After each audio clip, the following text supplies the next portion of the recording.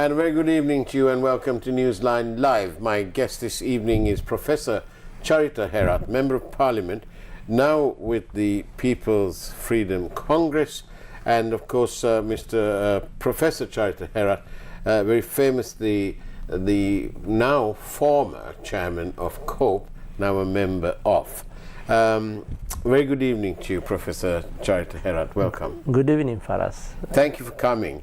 There are several questions, I suppose, but maybe let's start with what your take is on this whole IMF facility and so on.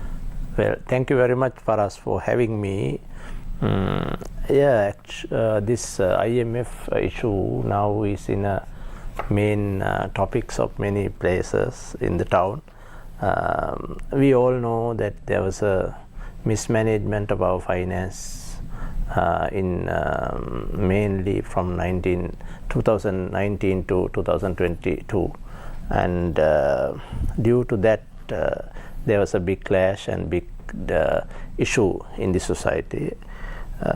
Then many people suggested that we need to go to IMF and to get a kind of support to restart the economy, but then our government, 2019 to 22 government rejected that claim, that suggestion. So then all the things happened which we all know. Then I think President Ranil Wickremesinghe's initiation was correct in discussing this issue with the IMF and getting the support from them. I think now that is the situation, but we need to be very clear for us that we are in a huge mess in our economic management, public economic management, and accumulated debts, and there are many different issues in balance of payments in our country, and the government financial management was in very difficult positions. So I think we need to think about a very important new path, kind of alternative ways. It is now like we can say that for this conjuncture we can get IMF support to restart the process, but this would not be the end. We need to think how we will look at our export market, how we could see developing our inflows in foreign money, like foreign reserves. So these areas should be relooked. I think this is a good start for the time, and we have to look at a new path for economic revival. And that new path, would it be heavily focused on the export economy? Yeah, actually that is one of the main section that we need to look at. And from 2008 onwards, our export market was not that much good, and we were focusing on many different avenues to get foreign reserves. I think we need to relook whole economy in order to develop a new path, new way of developing our economy. And obviously we are in this position. I know you said mismanaged finances, but the real crisis is the fact that we don't have enough dollars, isn't it? Yeah, that is one result of all this thing. What would you say, which areas would you focus on with the end game being increasing the dollar revenue? No, firstly we need to develop our export market, as you said, and as many people suggested. That is number one. Number two, we all know that we based on kind of service economy. In there, the tourism is one of the main revenue base, main area where we need to engage further. Then now technological market and innovation sections which we need to develop further. I think just saying that we got IMF will not settle our main issues. Isn't the hard work going to start only now, really? No, that is one thing that we need to restructure our debt. That is one promise and one kind of condition that we need to fulfill to maintain the IMF support. That is one thing, but I am not talking about that. That is a kind of technical thing which should be started, which will be the one of the main work that the finance ministry would do in next couple of months. But as a country, we need to think new avenues, new path, new alternatives to develop our economy. And would you get rid of the several loss-making state-owned enterprises? That is also one main issue, as many knows. Like it was suggested from the IMF, and we just need to look at how we could reform our existing SOEs. We have nearly 400 odd government-owned public enterprises, and half of this is not actually functioning well. And there are 15 institutions which are hugely loss-making and giving complete burden to the people, and we need to restructure some of these institutions. No issue at all, but this government is trying to restructure, so-called restructuring, initiating so-called restructuring programs to some of the profit-making entities. So that is one issue that we just need to look at. Now suppose Sri Lankan Airline is a public enterprise which need to be restructured and which need to relooked seriously. That is true, we all agree. And even at the COP we have suggested and we have presented some proposals, all these things are done. But the government is trying to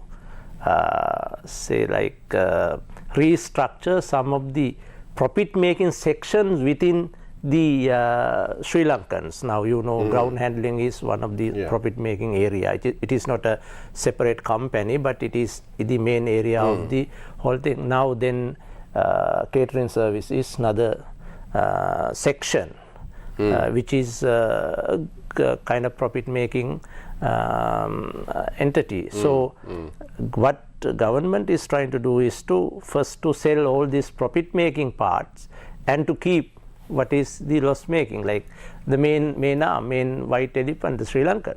But isn't that where much of our corruption resides, in these loss-making enterprises? Yeah, like that is why we just need to have a kind of policy where we will put the loss-making public enterprises to one sections and to engage with that. Now and we got to know that some of the enterprises such as Lanka hospitals and Litro gas company, Litro gas terminal, and all of these profit-making companies are in the list for restructuring, for privatizing, or whatever the way that they call it.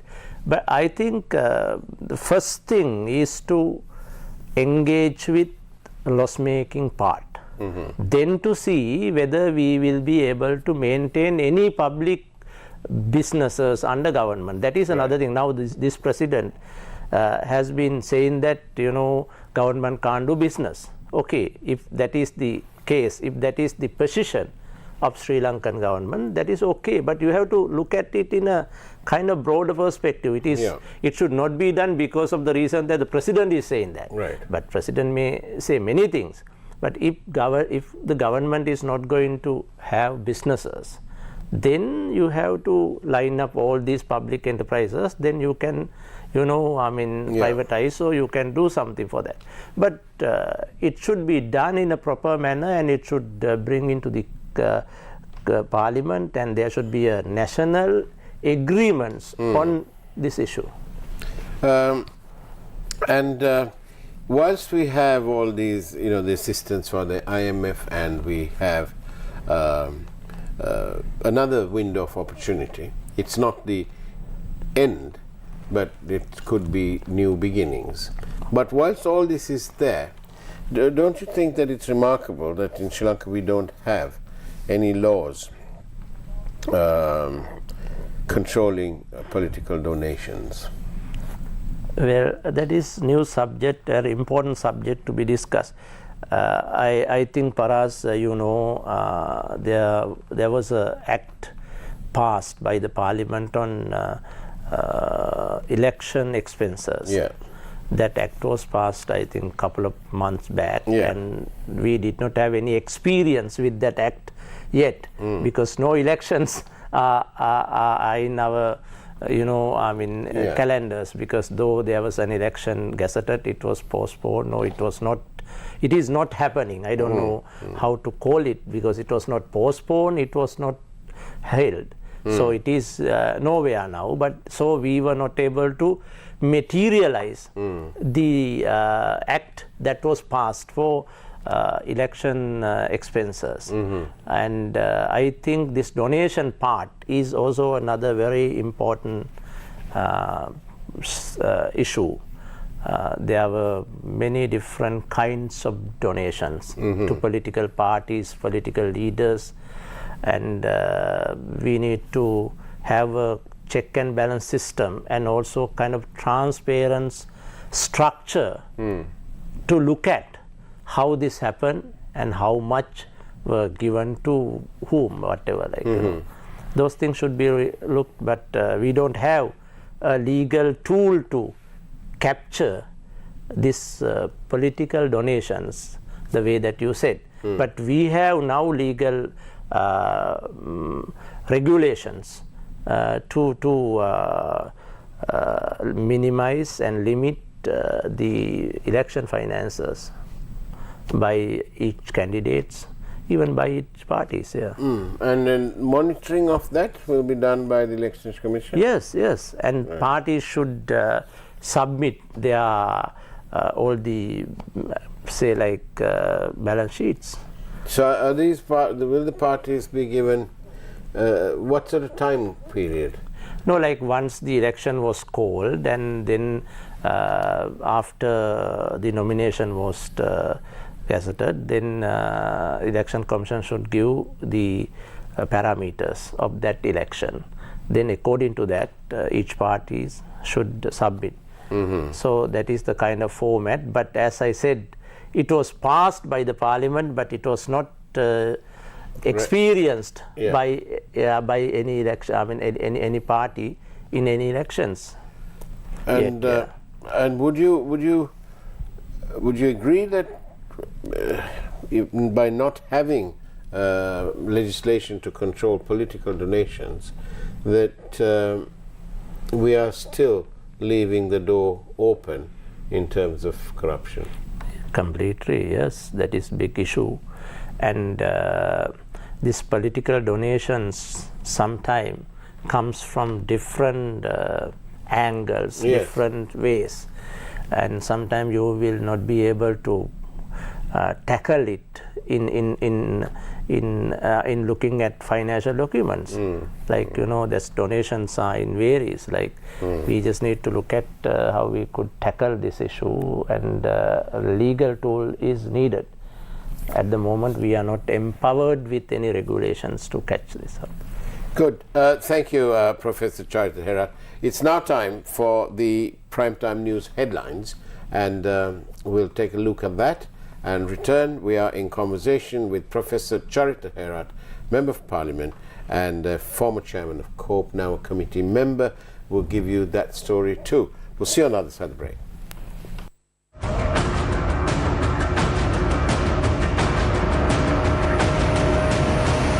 News First, Newsline with Faraz Shauketaly. Police fire water cannons to disperse university students who were in Colombo for discussions.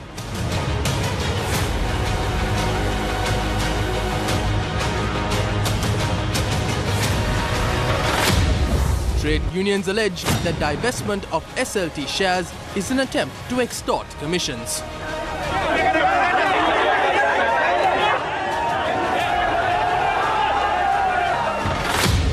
Opposition says it will stand against the new anti-terror law that aims to crack down on dissent. Will opposition MPs defect to support the government? Litro to reduce domestic gas prices.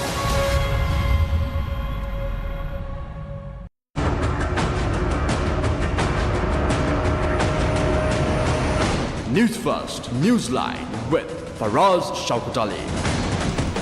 And welcome back to Newsline Live. I nearly said it's now time for takeoff, but it's a bit like that, isn't it? Our guest this evening is Professor Charitha Herath. Professor Herath, we spoke about mismanaged finances and mismanaged everything really. The Aragalaya, the people came in with all this in mind and so on. So perhaps the time was opportune to have a new act to govern the running of the central bank. What have you got to say about this? Well, Paras, now government has submitted the draft of new Central Bank Act. Discussion was now started to look this legal tool. I think we need to be very clear that we need to have a kind of independent central bank from the executives, not from the parliament. This is the issue. Now, executive arrangement in this country has mainly two components, actually three components. One is the president, then the cabinet, and the state, whole state mechanism.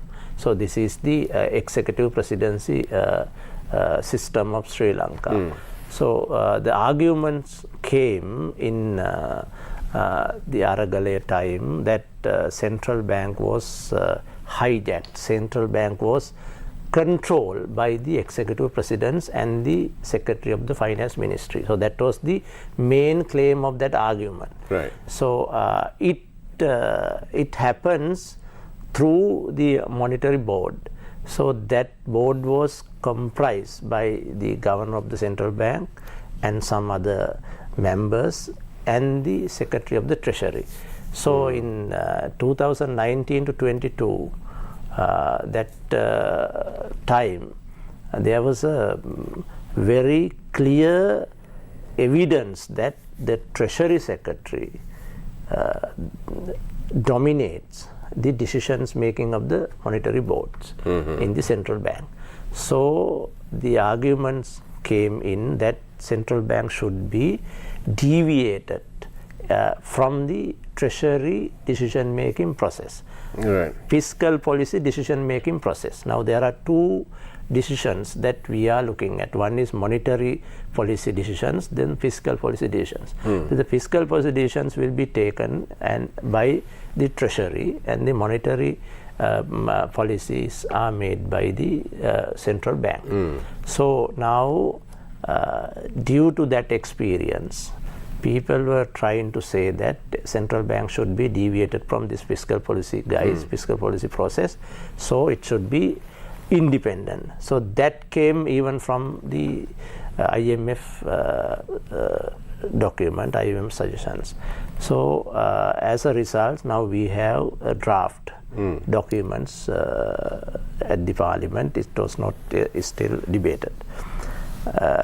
This second point I want to make with regard to this bill is that we need to be very clear the main objective of the central bank. Now some people think central bank could make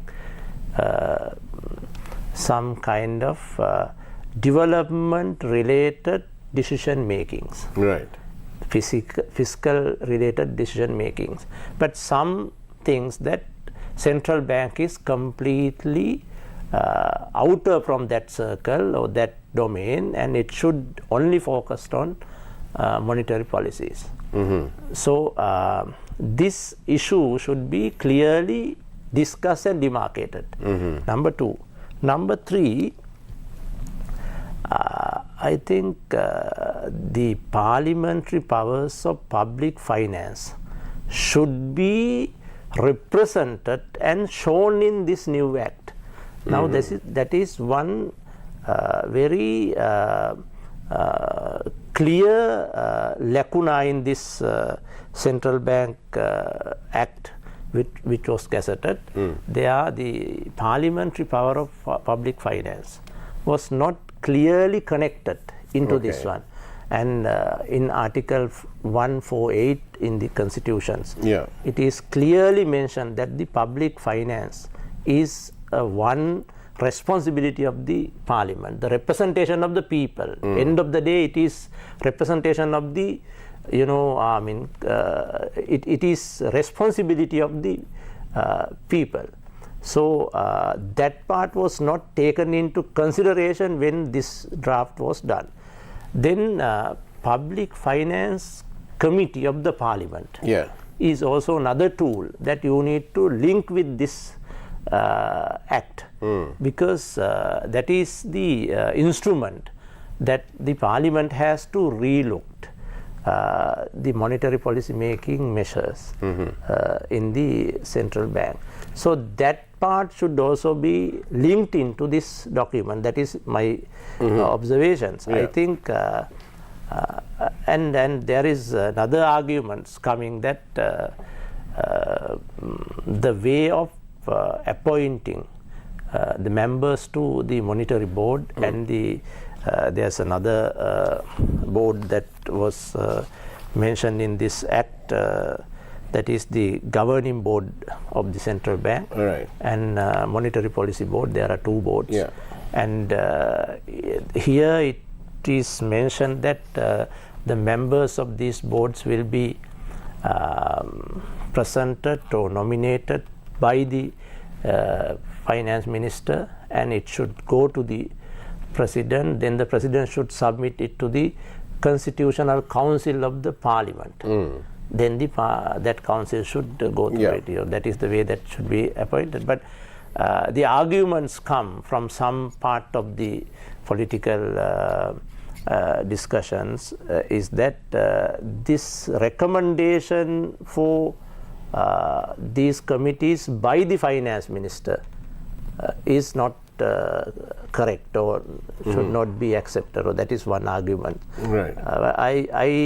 I don't want to go into that details in that matter, but I think that is one thing I want to flag here. But I think if we clearly demarcate what is the role of the central bank, and then if we connect central banks with the parliament through some secure means, and some means, then I think you will be able to have a kind of good piece of legislation for central bank. I think without touching with that sections, you are just bringing the central bank independency in a kind of ad hoc manner. I think would not settle the issue. And if we've got a few minutes, so we could talk politics, I suppose. What sort of chances for the Port Tour? Well, what do you mean? Like what chance? Well, you have the since Argale, people came out to shout that people appeared to be unhappy. Now we have got a president, but he's of course elected by the 134. But then some people are saying, look, Ranil's doing a good job. Some people, they have that opinion. But Ranil is not the Port Tour, and Ranil maybe he says that he says that he's the leader of the UNP now. Anyhow, I don't mind what's the party that he's going to lead, but now what do you think in this context of a ruined economy, mismanaged, We had the disastrous fertilizer ban. We had the disappearing of all those dollars. We just didn't have any more dollars. And who knows, maybe they didn't import fertilizer because they didn't have the dollars anymore. Might be, So within all that, what kind of impact does this have on a political party? My take on this issue is that I don't see any, any development, any kind of future of the party which you are now mentioning. I don't think that they would be able to capture their old kind of support from the people. But since Prof is a party which has good network in the country, they might be having some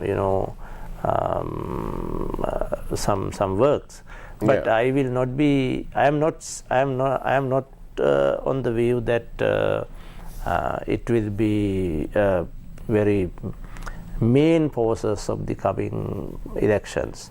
Does okay, what about the all famous Mahinda Rajapaksa?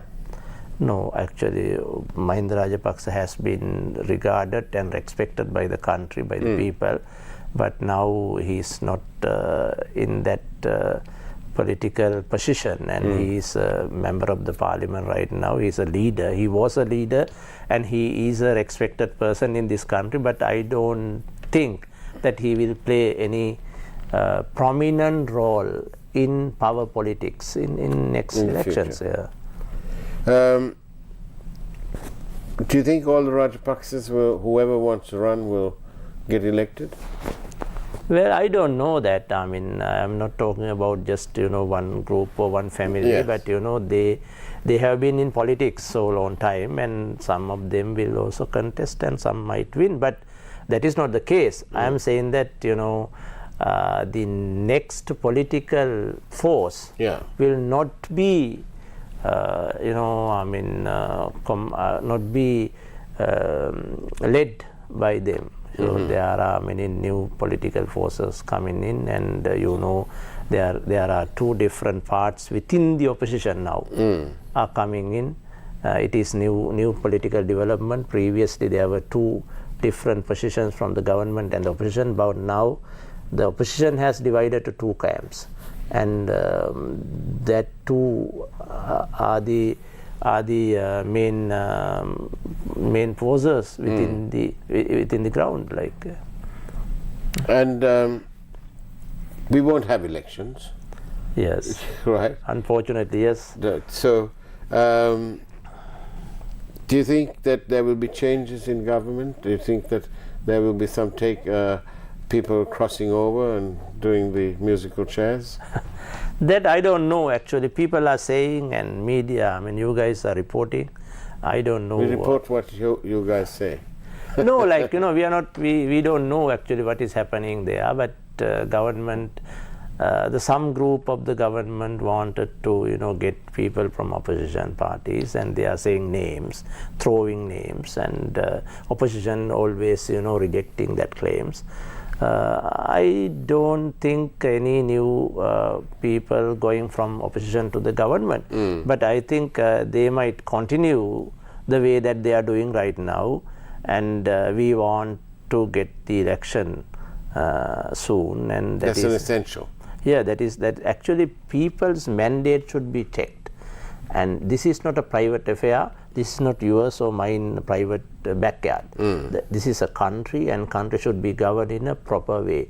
Then the owners of this whole thing is the people. Then you have to get the mandate first, that what people thinks and whom they think that should be governed. So those things should be checked. Professor Charitha Herath, thank you very much for being on Newsline Live. That's the way it was on Newsline Live. It's now time for the primetime news, and not before I say, have a great evening, as much as you can, and God bless you all.